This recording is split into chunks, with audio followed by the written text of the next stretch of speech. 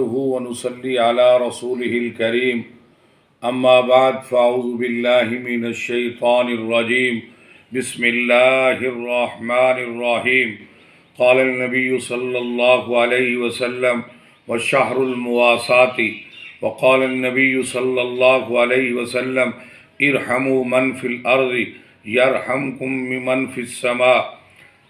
رمضان المبارک کا آج 5واں روزہ ہے۔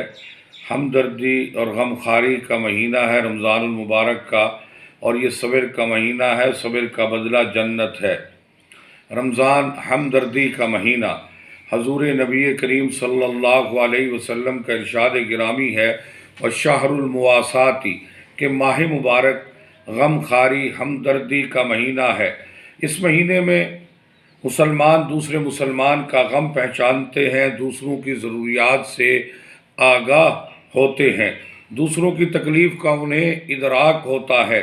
جیسے یہ صبر کا مہینہ ہے، ایسے ہی غم خواری اور ہمدردی کا مہینہ ہے، اور کسی کا غم دور کر دینا، کسی کی تکلیف کو دور کر دینا، پریشانی میں کسی کے کام آ جانا اور کسی کی حاجت پوری کر دینا، یتیموں مسکینوں کی دستگیری کرنا، بیوگان اور یتیموں کے سر پر دست شفقت رکھنا، ان کی خدمت کرنا، یہ بہت عظیم و شان عمل ہے۔ سرکار دو عالم صلی اللہ علیہ وسلم نے تو عام حالات میں بھی اس عمل کے بہت سے فضائل ارشاد فرمائے ہیں، اور رمضان میں تو اس کا اجر مزید بڑھ جاتا ہے۔ مسلمانوں کی غم خواری کے فضائل۔ پہلی فضیلت، سرکار دو عالم صلی اللہ علیہ وسلم نے ارشاد فرمایا جو مسلمان دوسرے مسلمان کی تکلیف اور پریشانی کو دور کر کے اسے خوش کر دے، اللہ جل جلالہ اس خوش کرنے والے کو جنت میں داخل فرمائیں گے۔ یعنی جو مسلمان دوسرے مسلمان کی تکلیف کو اور پریشانی کو دور کر کے اسے خوش کر دے، اللہ اس خوش کرنے والے کو جنت کا داخلہ عطا فرمائیں گے۔ دوسری فضیلت، سرکار دو عالم صلی اللہ علیہ وسلم کا ارشاد گرامی ہے جو اپنے بھائی کی حاجت میں مصروف ہوتا ہے، اللہ اس کی حاجت میں مصروف ہو جاتے ہیں۔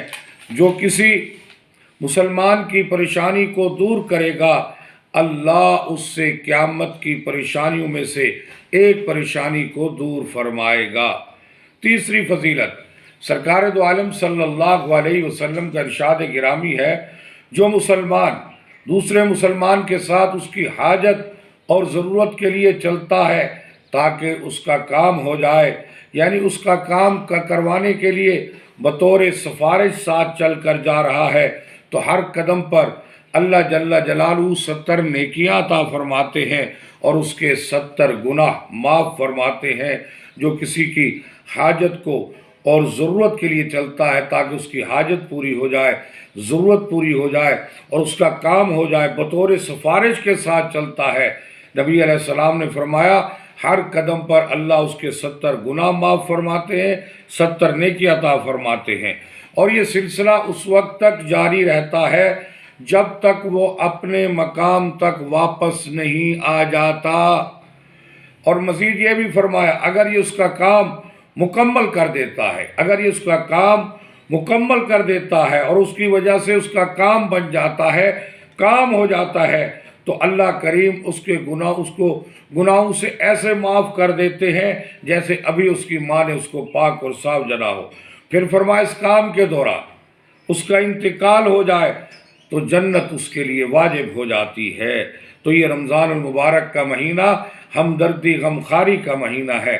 ہمیں چاہیے ہم اپنے مسلمان بھائی کی پریشانی کو دور کر دیں، تکلیف کو دور کر دیں، یا کسی مسلمان بھائی کی ضرورت کو پورا کر دیں، یتیموں مسکینوں کی دستگیری کریں اور یتیموں کے سر پر دست شفقت رکھیں، ان کی خدمت کریں، بیوگان کی، مفلوق الحال اور متوسط طبقے کی خدمت کریں۔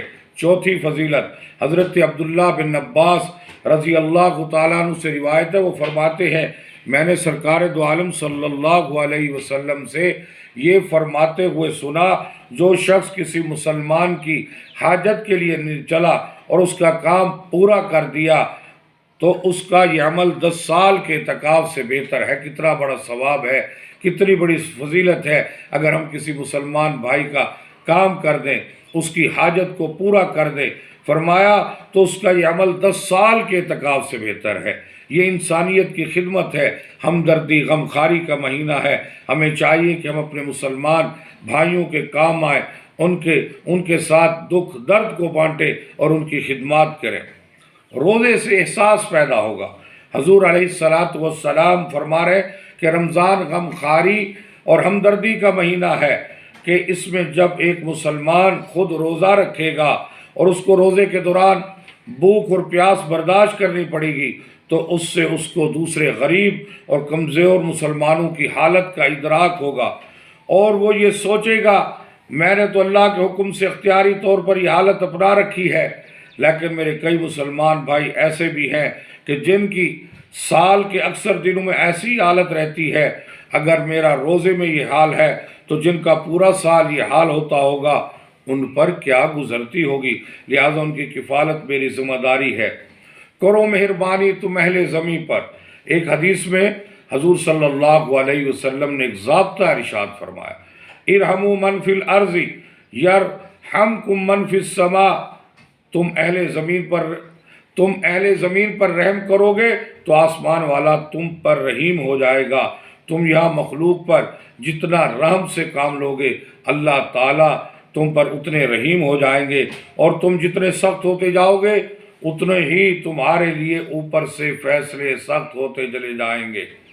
محاسبہ اور عہد۔ بہرحال رمضان المبارک میں ہر انسان کو اپنی طاقت اور بساط کی حد تک دوسرے مسلمانوں کے ساتھ غمخواری اور ہمدردی کرنا چاہیے، اور اس کی جستجو میں رہنا چاہیے کہ میرے اڑوس پڑوس اور عزیزوں میں کون اتنے کمزور ہے، جن کے پاس سحری اور افطاری کا سامان بھی پورا نہیں، یا جن کے پاس ضروریات زندگی بھی پوری نہیں۔ ان کا جائزہ لے کر دل میں اس بات کا پختہ عزم کریں کہ میں اپنی بساط کی حد تک ان کی ضروریات کو پورا کروں گا انشاءاللہ۔ خدمت خلق کا مسلمانوں کو شعار ہونا چاہیے، خدمت خلق کا پیکر ہونا چاہیے، مخلوق خدا کی خدمت کا جذبہ ہونا چاہیے، اور رمضان المبارک کا مہینہ ہمیں سبق دیتا ہے کہ ہم انسانیت کے ساتھ، مسلمانوں کے ساتھ ہمدردی اور غمخواری کریں۔ سرکار دو عالم صلی اللہ علیہ وسلم نے ہمیں اس ایثار اور ہمدردی کی بار بار تعلیم دی ہے، لیکن افسوس ہے کہ آج کافر یہ چیزیں اپنا کر دنیا کی نظروں میں اچھے بنے ہوئے ہیں۔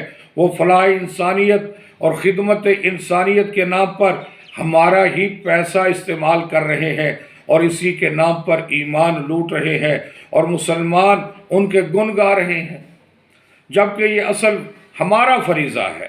لہٰذا ہر مسلمان اپنی ہمت کے مطابق مسلمانوں کے لیے جو کچھ کر سکتا ہے اسے کرنا چاہیے، اور اس سلسلے میں سب سے پہلے اپنے قریب ترین عزیزوں کو، قریبی رشتہ داروں کو دیکھنا چاہیے، پھر اپنے علاقے والوں کو دیکھنا چاہیے، کیونکہ ان کا حق دوسروں سے زیادہ ہے۔ اسی طرح دینی مدارس کے اندر طلباء طالبات جہاں مہمانان رسول ہیں، جہاں پر قرآن و سنت کی ترویج و اشاعت ہو رہی ہے، ہم دینی مدارس کے طلباء طالبات کی بھی خدمت کریں، ان کے ساتھ بھی ہمدردی اور غمخواری کریں۔ اللہ جل جلالہ مجھے اور آپ کو دین کی صحیح سمجھ نصیب فرمائے، آمین۔ وآخر دعوانا ان الحمد للہ رب العالمین۔